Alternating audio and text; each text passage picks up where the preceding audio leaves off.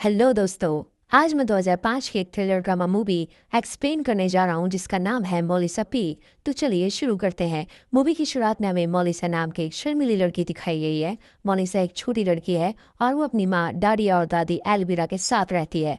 Elvira को cigarette पीने की बुरी आदत है और वो लंबे समय तक बीमार रहती है। मेलिसा अपनी माँ से ज्यादा बात नहीं करती, लेकिन वो अपनी दादी के बहुत करीब है। आज मेलिसा बहुत खुश है क्योंकि आज डेनियल नाम के एक लड़के ने मेलिसा को अपनी पार्टी में आमंत्रित किया है। डेनियल स्कूल का सबसे लोकप्रिय और अमीर लड़का है और मेलिसा को उस पर लंबे समय से क्रश है। मेलिसा अपनी दोस्त मैनुएला के साथ डेनियल के घर पर पार्टी में जाती है, लेकिन वो डेनियल से बात करने की हिम्मत नहीं जुटा पाती। ऐसी ही एक पार्टी में एक लड़का मेलिसा को पानी में धकेल देता है, लेकिन मेलिसा तैरना नहीं जानती थी, इसलिए वो डूबने लगती है। ये देखकर डेनियल पानी में कूद जाता है और मेलिसा को पानी से बाहर निकालता है।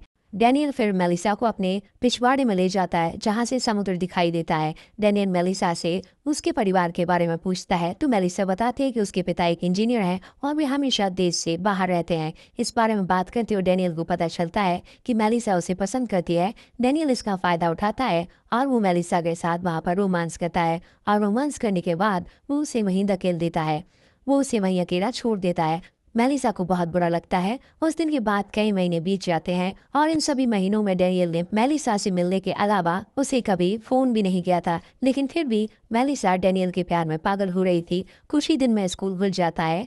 यहाँ भी मेलिसा डेनियल का ध्यान आकर्षित करने की कोशिश करती है, लेकिन कोई फायदा नहीं होता। फिर मेलिसा अपने दोस्त मैनुएला के साथ बार में जाती है जहाँ डेनियल भी अपने दोस्तों के साथ आया था।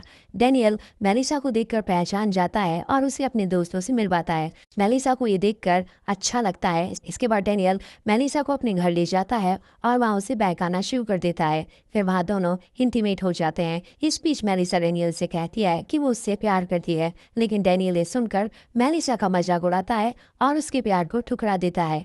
अब ये दूसरी बार था जब डेनियल ने मेलिसा का अपमान किया। अब मेलिसा फैसला करती है कि वो एक मासूम लड़की बनकर नहीं रहेगी, बल्कि वो भी डेनियल की तरह बन जाएगी और अपनी खुशी के लिए दूसरों को दुख पहुंचाएगी। यहाँ मेलिसा के माता पिता फैसला करते हैं कि उसकी दादी को नर्सिंग होम में रखा जाना चाहिए क्योंकि उसके दिल की हालत बिगड़ रही थी। फिर डारिया और मेलिसा एलिवेरा को नर्सिंग होम में छोड़ने जाती हैं। मेलिसा इस बात से बहुत खुश भी नहीं थी क्योंकि वो अपनी दादी के बहुत करीब थी। दोनों उसे वहीं छोड़कर घर लौट जाती हैं। डारिया मेलिसा से बात करने की कोशिश करती है, लेकिन मेलिसा उससे बात नहीं करना चाहती। अगले दिन से मेलिसा खुद को बदलने की ठान लेती है। वो मैनुअला के साथ एक कैफे में जाती है और दूर बैठे एक अनजान आदमी को इशारा करती है। वो ऐसा काफी देर तक करती है और जब वो आदमी मेलिसा से बात करने के लिए उसके पास आता है तो मेलिसा वहां से उठकर बाहर चली जाती है। दरअसल ऐसा करके मेलिसा मैनुअला को दिखाना चाहती थी कि वो कितनी बदल गई है। कुछ दिनों बाद क्रिसमस पर एलिवेरा घर लौटती है। मेलिसा को देखकर उसे समझ में आता है कि मेलिसा की जिंदगी में कई समस्याएं चल रही हैं। वो चुपके से डारिया को इसके बारे में बताती है, लेकिन डारिया कहती है कि ऐसा कुछ नहीं है और इसी तरह कुछ और दिन बीत जाते हैं और एक दिन मेलिसा को डेनियल का फोन आता है। वो उससे कहता है कि वो उसे एक सरप्राइज देना चाहता है और वो मेलिसा को अपने घर पर आमंत्रित करता है। डेनियल से इतना अपमान होने के बावजूद मेलिसा उसको घर जाती है। वहाँ डेनियल मेलिसा को बहकाना शुरू कर देता है और उससे अपनी आंखें बंद करने के लिए कहता है। इसके बाद डेनियल का एक दोस्त कमरे में आता है और वो भी मेलिसा को चूमना शुरू कर देता है। दरअसल वे दोनों एक साथ मेलिसा के साथ इंटीमेट होना चाहते थे। फिर जब मेलिसा को इस बारे में पता चलता है तब वो वहाँ से जाने लगती है, लेकिन फिर ये दिखाने के लिए कि उसे किसी चीज़ की परवाह नहीं है वो वापस आती है और उन दोनों के साथ इंटीमेट हो जाती है। मेलिसा के पास एक डायरी भी थी जिसमें वो अपने साथ हुई घटना को लिखती थी। जब मैनुएला को मेलिसा की हरकतों के बारे में पता चलता है तब वो मेलिसा को समझाने की कोशिश करती है कि उसे ये सब नहीं करना चाहिए, लेकिन मेलिसा उसकी एक नहीं सुनती। अगले दिन मेलिसा स्कूटर पर एक म्यूजियम जाती है और वहाँ एक आदमी आता है और मेलिसा के पास बैठ जाता है और मेलिसा उसके साथ भी अंतरंग होती है। एक दिन मेलिसा की डायरी उसकी एक सहपाठी को मिल जाती है और वो उसे पूरी क्लास के सामने पढ़ती है, जिससे मेलिसा के सारे काले राज सबको पता चल जाते हैं। मेलिसा ने इस डायरी में अपने इंटीमेट होने के बारे में लिखा था और पूरी क्लास को भी इसके बारे में पता चल जाता है।